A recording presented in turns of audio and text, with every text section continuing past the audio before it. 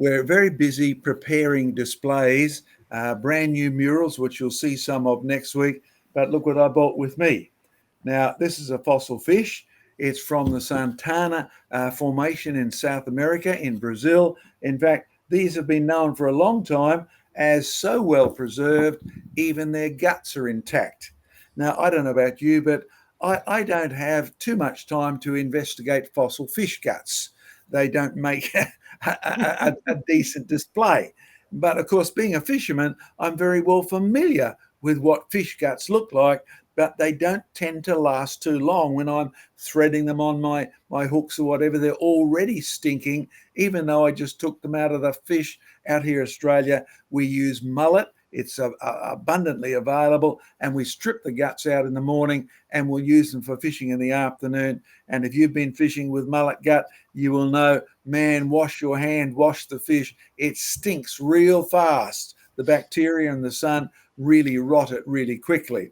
But reports from places like Santana, look at the beautiful, I mean, these are concretions, right? And the fish is trapped inside them. Most probably the best explanation is the fish was buried rapidly and the concretion builds up around it.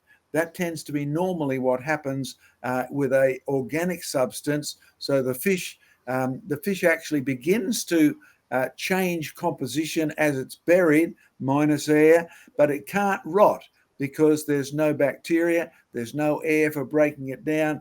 But what the fish does is it changes the pH, the acidity of the actual environment, and the pH will then force any chemicals which are insoluble as the area becomes slightly more acidic, and they'll form around the fish and actually lock it in, and it becomes a beautifully preserved fossil.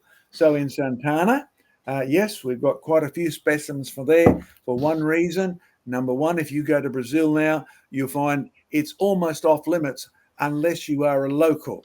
Fortunately, one of our guys has a wife who was born in Brazil, and they've been down there. She's a family, a missionary family, and we have quite a few specimens from Santana. It means, by the way, we can therefore take the fish and break him up, right? There's our classification bit, so we know where it came from. I'll take you a bit closer. You see, and I'll show you this on a slide a bit later. Can you see the fish here at the bottom? That's the intestinal area. The central bit is the gut, right? And the rest of it, you'll see muscles around. And we will be showing you this in a little while in part of the main display area.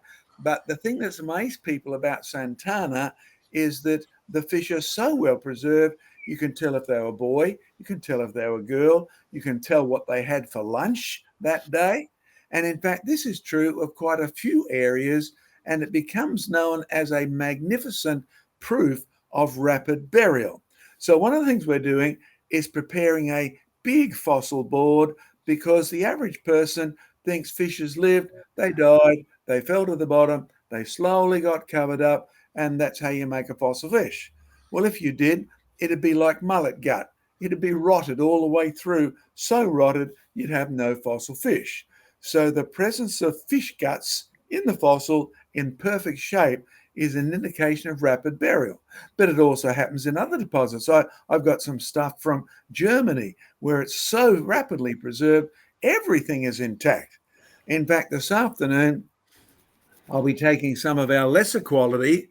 Yes, no, this is not the sort of one we'd sell, but in reality, there's a fossil fish.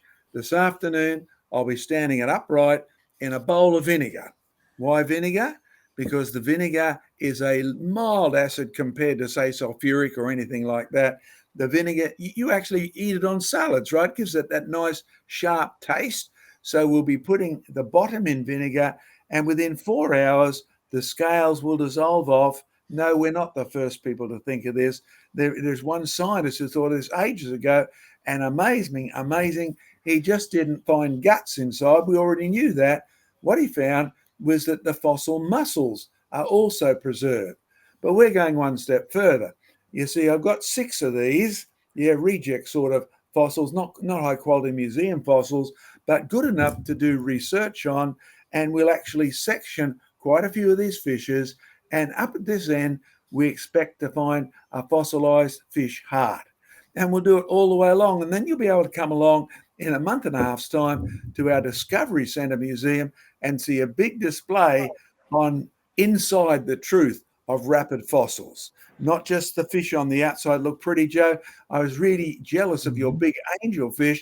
Mine's only about this big, right? You know, the one you saw in Houston. But I'll guarantee that if you dissected that, you'd probably find fish guts inside many of those as well. So that's what we're up to at the moment. So that experiment starts this afternoon, and we'll continue along with the displays. So those of you in Southeast Queensland, come along on the last weekend of July. And if you don't get, this is not our email newsletter, this is our print newsletter. So lots of pretty pictures. You can keep in touch with us, reporting on the whole global situation. Yes, even Glenn in America has got himself into here. Oh, there he is there, right? Some of the experiments he's done with kids and homeschooling. So keep in touch with the whole ministry through the printed newsletter available electronically. Just go to our website, creationresearch.net, click on newsletters and subscribe yourself to that.